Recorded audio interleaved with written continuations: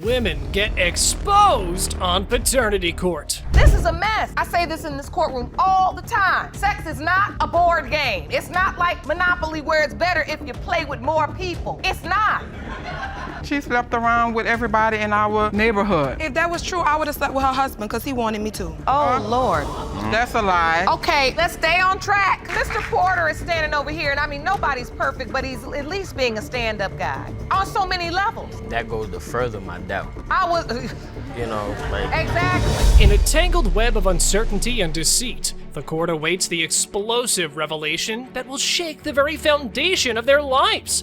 Miss Harden, clad in nerves and determination, stands before Mr. Nelson, challenging him to acknowledge the truth. Sophia's existence hangs in the balance.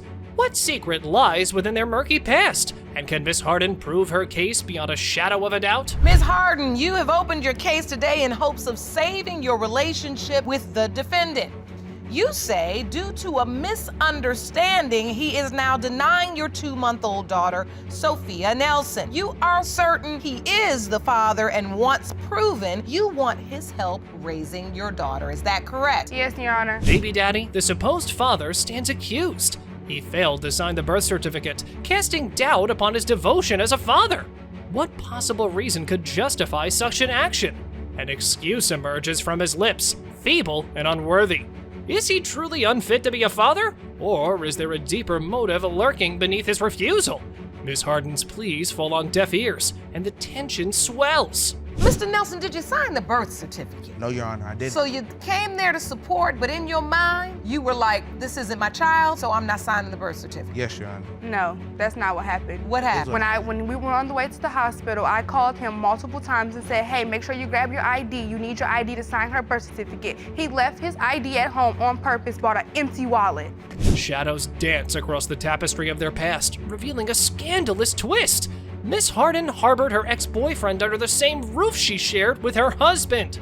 A precarious arrangement entangling the lives of 3 individuals. Was it a love triangle? A forbidden tryst? The lines blur and secrets whisper in the corridors of their history.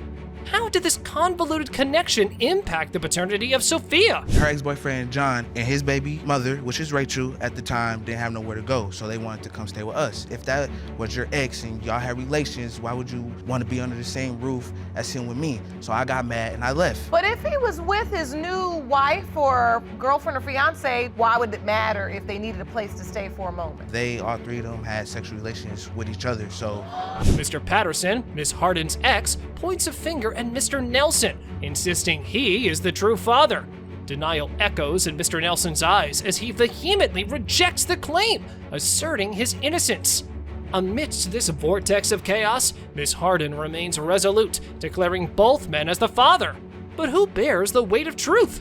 Only time holds the key. You say your husband, Mr. Patterson, said he's the father. Mr. Patterson, you say Mr. Nelson is the father. Mr. Nelson, you say Mr. Patterson is the father. Ms. Harden, you told Mr. Nelson he's the father, and Mr. Patterson he's the father. No, I did not tell John he was the father of my child. That's not true, though, because I've got a series of text messages where you're asking him to have a DNA test because the timeline adds up. With bated breath, the courtroom waits for the final revelation. Miss Harden, trembling but unyielding, unveils the truth that has festered within her. Mr. Nelson emerges as the father, his responsibility undeniable. Will he rise to the occasion, embrace his newfound role, and become the pillar of strength that Sophia so desperately needs? The biological father is Mr. Nelson. You are the biological father. First off, I just want to say I apologize to you for accusing you, but you know, you gotta see from my point of view, my shoes, and we is go do this. Well, can you get a relationship with her now? Can you help me with her? Of course. Provide for her? Of course. Forging signatures on a birth certificate? Did desperation drive the mother to such extremes?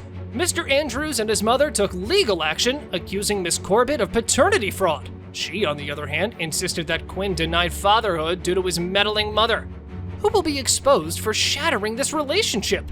The truth hangs in the balance. Mr. Andrews, you and your mother are in court today suing your ex, Miss Corbett, for paternity fraud because you claim she forged your signature on the birth certificate of her 5-month-old son, Quinn Andrews Jr., who you believe is not your biological son. Is that correct? Yes, Your Honor. Miss Corbett, you say Mr. Andrews is doubting your son because he does not want to be a responsible adult and because he has a meddling mother. Is that correct? Yes, Your Honor. At first, baby daddy claimed Tiara was possessive, but as the trial unfolded, she revealed his own possessive nature. Then, Mr. Andrews called her a compulsive liar. Confusion reigns. Who's the liar? Who clings too tightly? Imagine forbidding your wife from befriending females as a potential excuse. It's beyond belief. Mr. Andrews, you haven't said much about the relationship. She was possessive. She was verbally abusive. He says I was possessive and verbally abusive. This is the same one that is a cut that walks to the candy lady right through our house. It's 2 minutes away. He didn't want me to speak to anybody. I was not allowed to talk to anybody. I was not allowed to even befriend females because he said that was going to be using the excuse. Mr. Andrews' doubts were not mere suspicions. They multiplied as Mommy staunchly denied every accusation. But then, a message emerged. Astonishing much? Another revelation emerged. A quartet of men who entertained her while Mr. Andrews was away. That's a lot to absorb. I found messages in her phone where some guy obviously was telling her, leave the back door open and be naked when I arrive. When I was working on the Earl Spill for like 6 months, I arrived home one weekend because I worked Monday through Friday. Somebody told me some guys I don't mess with, she had in her house like 3 or 4 of them smoking in there with her and they flipped her. What? Yeah. The judge inquired about Mr. Andrews' relationship with the baby. He claimed to make an effort, but the defendant insisted he never did. Yet, Mr. Andrews' mother's interference loomed ominously. What hidden agenda does she have? Why hinder a smooth relationship between Mr. Andrews and Miss Corbett? There's more to this tale. Have you developed a relationship at all with the child? Yes, ma'am. You do? Yep, when I have time. No, he does not. He does. That baby was just at our house a week For ago, and my 6 boy days. brought milk, toys, For and 6 diapers days. for him. My baby Because I is gave 6 him the months. money to buy it. You all going at it more than Miss Corbett and Mr. Andrews. Because the two she women. is the problem. The truth is out. Andrews' mother might be the reason he doubted his paternity. While it remains unclear if Miss Corbett spoke the truth, the only way to parse things out for good was the results. In the case of Andrews versus Corbett, when it comes to 5-month-old Quinn Andrews Jr., it has been determined by this court, Mr. Andrews, you are the father. Faking pregnancy? This case is wild. Miss King aims to prove Kaylin, a 3-year-old, is her boyfriend's son. Will she be exposed for lying, or will he be convinced? The suspense builds as time ticks away. Miss King, you are here to prove to your on-again, off-again boyfriend, Mr. Porter, that your 3-year-old son, Kylan, is his biological child. You say his denial has destroyed your relationship and you need today's results to set the record straight. Is that correct? Yes, Your Honor. Having already deceived him with a false pregnancy, Miss King's credibility hangs by a thread. Why lie again? Did she not realize the truth would surface without a baby? Or was this her chance to conceive? The motive behind her actions remains shrouded in mystery. That is not the case. The case is the fact that when we first started dating, I just knew that I wanted to be with him. He was the genuine type. When I seen him with someone else, it's just like, that's supposed to be us, that's not supposed to be y'all. So I told him I was pregnant, and eventually I was gonna tell him that I wasn't pregnant, but during that time that I was gonna tell him that I wasn't pregnant, I actually found out that I was pregnant. Can a woman simply choose a man to sign her baby's birth certificate? Miss King tried. Text messages reveal another man willing to assume fatherhood. Did she settle for anyone just to have a father figure?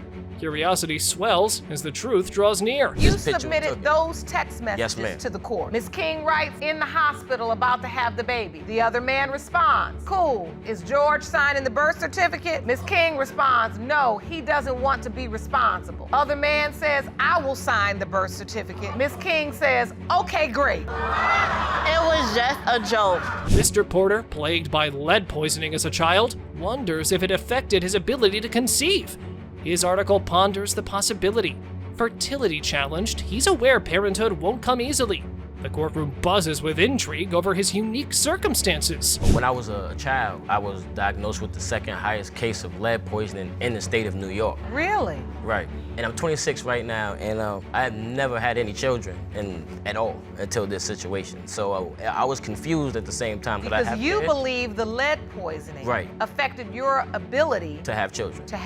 Yes, ma'am. As the judge prepares to announce the result, Mr. Porter's excitement surges. Bursting with joy, he exclaims, yes! His desire for this child is palpable. With newfound certainty, he pledges to go above and beyond. Love conquers all as the room brims with relief and hope. Mr. Porter, you are the father. Congratulations. I'm super happy right now. You look happy. Ms. King, I want to apologize to the way I carry myself. I can't change the world, but I can change me and how I move and my movement. Are you all together now or no? No, we're co-parenting. You're just co-parenting, Yes. okay. A best friend turned snake or a true benefactor? The case revolves around Miss Damon's quest to save her family by proving her boyfriend's paternity. Mr. Osborne harbors doubts, fearing infidelity. But why does he question it? Ms. Damon, you claim you are certain that your boyfriend is the father of your 6-month-old daughter, Paisley. You're hoping that today's paternity result will help you save your family. Is that correct? Yes, Your Honor. Mr. Osborne, you admit to being a father figure in Paisley's life, but say you are not her biological father. Is that correct? Yes, Your Honor. Jillian's best friend took matters into her own hands, informing the defendant about the potential betrayal even before the Michigan woman revealed her pregnancy. What kind of friend does that? A web of intrigue unfolds, leaving us hungry for answers. Jillian might be pregnant, and she said it's another guy's. Just thought I'd let you know. Also, she's been blank, guy 2, out in blank, and guy 3. But there are new people she's been blanking. So this is your best friend? Ex-best friend. In the courtroom, Miss Taylor faces Judge Lake's piercing gaze. Armed with messages, she seeks to expose baby mama's unfaithfulness. Will the plaintiff deny her indiscretions or crumple under the weight of damning evidence? The atmosphere crackles with anticipation. So these are messages between you and the plaintiff, Ms. Damon. And these messages read, hate this stupid blank. I'm about to wait till he falls asleep and go to another guy's. You write back, the next morning, did you go? She responds, yes, girl, I've been up all night. He's still sleeping. Taylor reveals a shocking confession. Miss Damon's admission of cheating on her boyfriend. A carousel of lovers spins, but Jillian vehemently denies it all. Is she a slave to her desires, wandering from one door to another?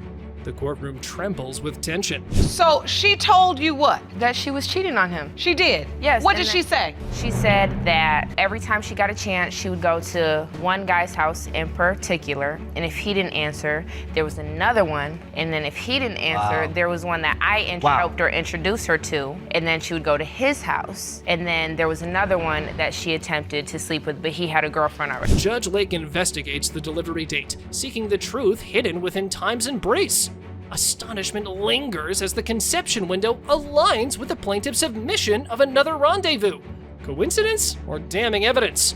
Doubt hangs thick in the air, waiting for justice to be served. When was Paisley born? January 26th. The window of conception would be May 13th to May 19th. It was May 17th, 2017 when you sent the messages to Ms. Taylor about you going to another guy's house. Mr. Osborne, torn between love and doubt, battles his emotions. Can he raise a child not biologically his own? The decision to sever ties with baby mama and the baby looms, tormenting his heart. Love fights against uncertainty. The paternity test will decide their fate. He said he wanted to be there just in case the baby was his. Hold on, because what you've been doing all day is talking over everybody when they start talking, and that part makes you look guilty. You just want to convince him that he's Chicken Little and the sky is falling. Like he shouldn't have any doubt because he framed an ultrasound or he showed up to support you. He obviously cares about you. Hold on, hold on. With bated breath, the moment of truth arrives. is Paisley truly the alleged child? Relief floods over him. She is his flesh and blood. But the journey isn't over. Redemption and reconciliation beckon as they work to rebuild for their child's sake. The future teeters on a knife's edge. In the case of Damon versus Osborne, when it comes to 6-month-old Paisley Osborne, it has been determined by this court. Mr. Osborne, you are the father. I can see how much that meant to you, Mr. Osborne. That's your little girl.